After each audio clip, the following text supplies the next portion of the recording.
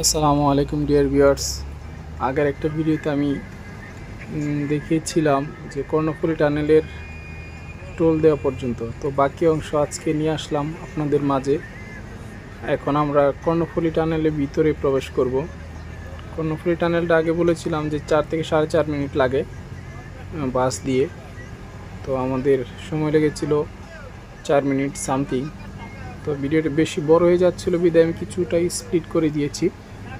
এখন একটু স্পিড করে দেওয়ার কারণে একটু ভিডিওটা শর্ট হয়েছে আপনাদের সুবিধার্থে।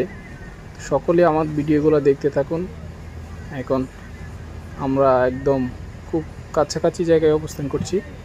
এই যে চলে আসলাম আমাদের স্বপ্নের সেই কর্ণফুলী টানেল। আগে জুলাই অভ্যুত্থানের আগে আবার নাম ছিল অন্যটা, যাক ওটা বললাম না। এখন এটা হচ্ছে কর্ণফুলী টানেল। কর্ণফুলী নদীর তলদেশ দিয়ে এখন আমরা যাচ্ছি। চায়নার অর্থায়নে এটা চায়নাদের প্রকল্পের মাধ্যমে এটা করা সম্ভব হয়েছে।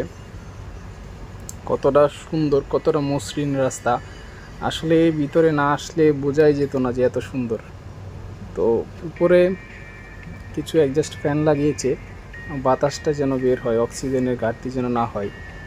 ভিতরে আসলে অবশ্য হালকা অক্সিজেনের ঘাটতি হয়, একটু ফ্যাপসা গরম টাইপের লাগে। তো আমরা এখন নদীর একদম মাঝ কানে অবস্থান করছি। নদীর তলদেশে প্রায় নদীর মাটি দিকে প্রায় 50 থেকে 60 ফুট নিচে এখন আমরা আছি, যেটা একটা অ্যামাজন বললেই চলে। বাংলাদেশের এই প্রথম একটা টানেল উদ্বোধন হয়েছিল কিছু বছর আগে। তো আমরা আপনাদেরকে দেখাচ্ছি একদম নদীর তলদেশ দিয়ে কিভাবে পার হয়। এটা হচ্ছে কক্সবাজার থেকে যাওয়ার পথে, কক্সবাজার থেকে চট্টগ্রাম যাওয়ার পথে রাস্তা। এই যে আমরা এখন নদী পার হয়ে চলে আসলাম চট্টগ্রাম।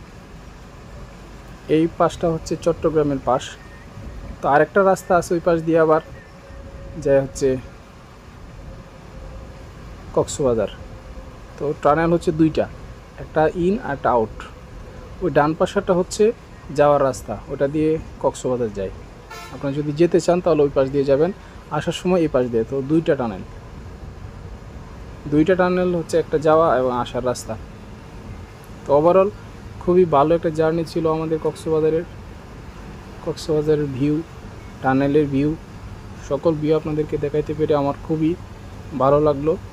এটা হচ্ছে Chattogram sea beach, Patenga sea beach. এটা খুব একটা পর্যটক, খুব সুন্দর একটা জায়গা, দর্শনীয় স্থানের মধ্যে একটা স্থান। এখানে আসলেও অনেক ভালো উপভোগ করতে পারবেন আপনারা। তো সকলে ভালো থাকবেন, সুস্থ থাকবেন। আবার বিদায় নিচ্ছি। আসসালামু আলাইকুম।